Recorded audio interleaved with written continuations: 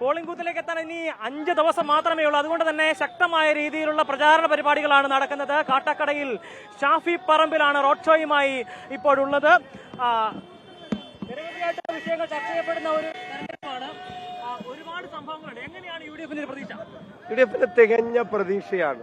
Ground reality UDF-ന് അനുകൂലമാണ്. ഗ്രൗണ്ടിൽ കാര്യങ്ങൾ ഞങ്ങൾക്ക് ഒപ്പമാണ്. UDF-ന്റെ തരംഗം ഉണ്ടാവും.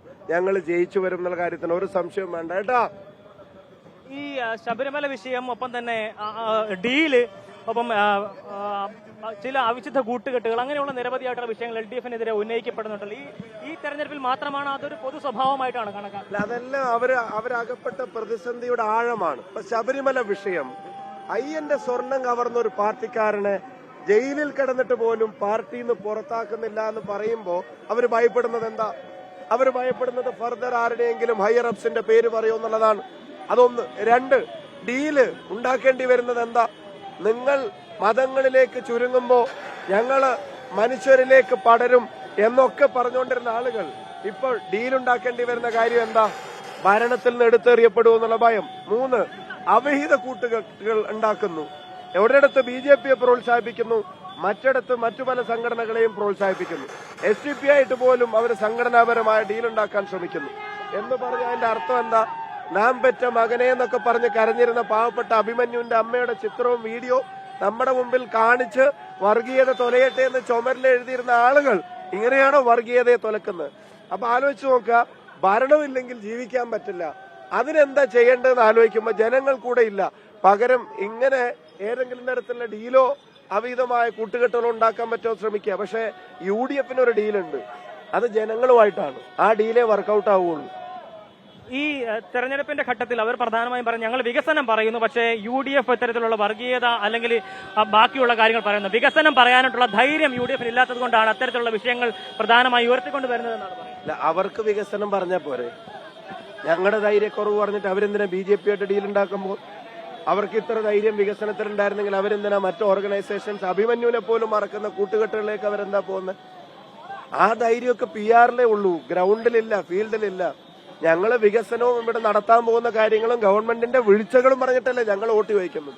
നിങ്ങൾ ജനങ്ങളുടെ ഇഷ്യൂസ് അല്ലേ കൃത്യമായിട്ട് ഞങ്ങൾ പറയുന്നത്. അതിന്റെ പരിഹാര മാർഗങ്ങളല്ലേ ഞങ്ങൾ നിർദ്ദേശിക്കുന്നത്. ഞങ്ങൾ അധികാരത്തിൽ വന്നാൽ എന്താ ചെയ്യാന്നുൾപ്പെടെയുള്ള കാര്യങ്ങൾ, ഇന്ദിരാ ഗ്യാരണ്ടി ഉൾപ്പെടെയുള്ള കാര്യങ്ങൾ, അതല്ലേ ഞങ്ങൾ ഓരോ വീടുകളിലേക്കും എത്തിക്കുന്നത്. അപ്പൊ ആ പറയുന്നതിനകത്തൊന്നും അർത്ഥമല്ല. അവർക്ക് കോൺഫിഡൻസ് ഇല്ലാത്തതിന് ഞങ്ങളെ കുറ്റം പറഞ്ഞിട്ട് കാര്യമുണ്ടോ? UDF-നോട് പ്രധാനമായി ഈ തെരഞ്ഞെടുപ്പ് ഘട്ടത്തിന്റെ അവസാന ഘട്ടത്തിൽ ചോദിക്കുന്നത് വയനാടുമായി ബന്ധപ്പെട്ട പിരിച്ച പണം എവിടെ, ഏത് അക്കൗണ്ട് തുടങ്ങിയിട്ടുള്ള ചോദ്യങ്ങൾ. KPCC-യുടെ അക്കൗണ്ടിലേക്കാണ് പണം പിരിച്ചത്. അക്കൗണ്ട് വഴിയാണല്ലോ പണം പിരിച്ചത്, നമുക്ക് എല്ലാവർക്കും അറിയാവുന്ന കാര്യമാണല്ലോ. ആ അക്കൗണ്ടിൽ നിന്നാണ് സ്ഥലം വാങ്ങാൻ ഉൾപ്പെടെയുള്ള കാര്യങ്ങൾക്ക് പൈസ ചെലവാക്കിയത്. ഞാനൊരു കാര്യം പറയാം, വയനാട് വീടുമായി ബന്ധപ്പെട്ട് ഞങ്ങൾക്ക് പിരിച്ചു കിട്ടിയ തുക മാത്രമല്ല, അതിൽ കൂടുതൽ പൈസ KPCC AICC ഫണ്ടുകളിൽ നിന്ന് ആ പ്രൊജക്ടിന്റെ കംപ്ലീഷന് വേണ്ടി ഞങ്ങൾ കൊടുക്കും. അപ്പൊ ഞങ്ങൾക്ക് അതിനകത്തൊന്നും അക്കൗണ്ടബിലിറ്റി ഇല്ലാതിരിക്കില്ല. അതിന് പാർട്ടി നേതൃത്വമായിട്ട് ആലോചിച്ച് അക്കൗണ്ട് സ്റ്റേറ്റ്മെന്റ് ഉൾപ്പെടെയുള്ള കാര്യങ്ങൾ വേണ്ടി വന്ന ജനങ്ങളുടെ മുമ്പിൽ, മാധ്യമങ്ങളുടെ മുമ്പിൽ അവതരിപ്പിക്കും. ഞങ്ങൾക്ക് അതിനകത്ത് മറച്ചു വെക്കാനൊന്നുമില്ല.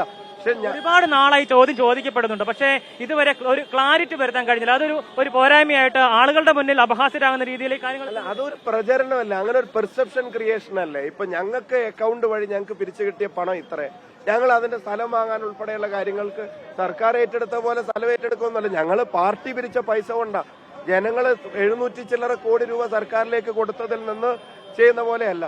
പാർട്ടി പിരിച്ച പണം കൊണ്ട് ഞങ്ങൾ ആ കാര്യങ്ങൾ ചെയ്യാം. കൃത്യമായ ക്ലാരിറ്റി തരും. അക്കൗണ്ട് സ്റ്റേറ്റ്മെന്റ് ഉൾപ്പെടെ തീർച്ചയായിട്ടും ജനങ്ങളുടെ മുമ്പിൽ അവതരിപ്പിക്കും. ഈ തെരഞ്ഞെടുപ്പിൽ വലിയ ഭൂരിപക്ഷത്തോടെ തിരിച്ചു വരും എന്ന് തന്നെയാണ്. എന്താ സംശയം?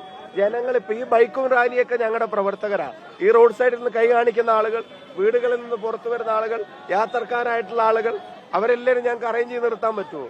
ജനങ്ങൾ ഞങ്ങളുടെ കൂടെയാണ്. MR ബൈജുവിനെ പോലെ ഒരു കാൻഡിഡേറ്റ് അത്ര ലോക്കലും അത്ര പോപ്പുലറുമാണ് ഇവിടെ. ഒരു ബൈക്ക് എടുത്തിട്ട് ഈ തെരുവിലേക്ക് ഇറങ്ങി നിന്ന 100 ആളുടെ പരാതി കേൾക്കാനും അതിന് പരിഹാരം നിർദ്ദേശിക്കാനും കഴിയാവുന്ന തരത്തിൽ ജനകീയനായ ഒരാളാണ്.